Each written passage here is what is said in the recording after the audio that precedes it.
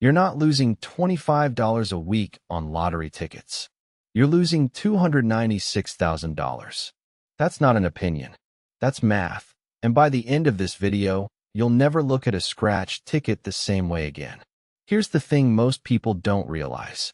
Nobody sits down and says, I'm going to spend $300,000 on lottery tickets. It doesn't feel like that. It feels like $25 on a Friday. A little fun, a little hope. But small numbers, repeated long enough, become enormous ones in both directions. The lottery is counting on you never doing this math. So let's do it together. We're going to look at exactly what $25 a week, plus a little extra when the jackpot gets massive, actually costs you over your lifetime. And then we're going to ask the one question that changes everything. What if you invested that money instead? Let's be specific because vague numbers don't hit. $25 a week on regular tickets. That's $1,300 a year. Totally reasonable, right? A couple of bucks here, a scratch off there. But then the big jackpots hit. Powerball climbs to $800 million. Mega Millions crosses $1 billion. And suddenly you're not buying $5 worth. You're dropping $100 because, hey, this is the one. That happens maybe 5 times a year for most people. That's another $500. Total, $1,800 a year on lottery tickets. Still doesn't sound crazy until you run it forward. Here's what $1,800 a year looks like if you invested instead in a simple S&P 500 index fund, earning the stock market's historical average of about 10% per year.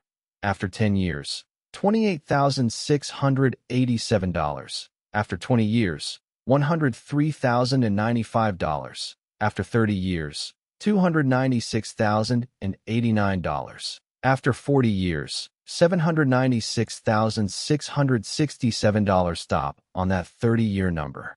Nearly $300,000 from $25 a week. And here's the part that stings.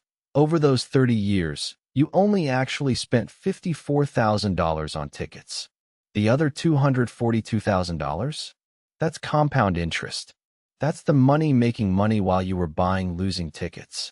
The odds of winning Powerball's jackpot are 1 in 292.2 million. To put that in perspective, you're about 250 times more likely to be struck by lightning twice in your lifetime than to win the jackpot. But here's the more interesting number. The expected value of a $2 Powerball ticket, meaning the average return per ticket when you account for all prize levels, is about 32 cents. You hand over $2, you get back 32 cents on average. That's an 84% loss rate on every single purchase. No investment on earth with those odds would get a second look.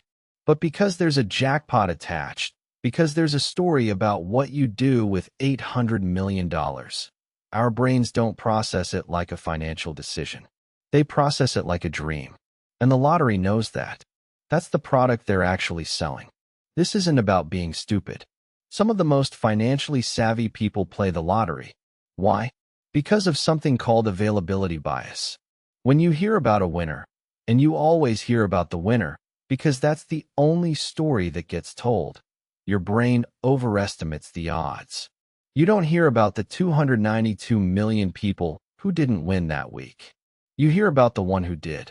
There's also the narrative pull. $2 buys you a 48-hour fantasy about quitting your job and buying a house in cash. That fantasy has real emotional value. It's entertainment. The problem isn't the dream. It's when the entertainment budget quietly becomes a retirement fund's worth of lost compounding. There's one more trap. The near-miss effect. Scratch-offs are specifically engineered to show you almost winning combinations. 2 cherries and then a lemon.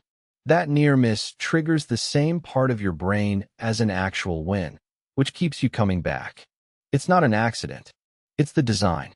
A Consumer Federation of America survey found that 21% of Americans believe winning the lottery is the most practical way to accumulate several $100,000.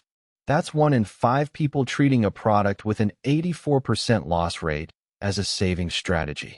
And among the lowest income Americans, Households earning under $13,000 a year.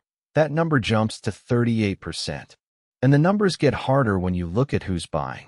Households earning under $13,000 a year spend an average of $645 on lottery tickets, about 9% of their entire income.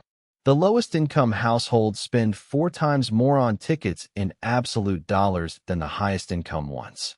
The people who can least afford to lose are losing the most, not because they're bad with money, but because the lottery is marketed directly at them, and because hope is worth paying for when life is hard. The lottery isn't just a bad investment.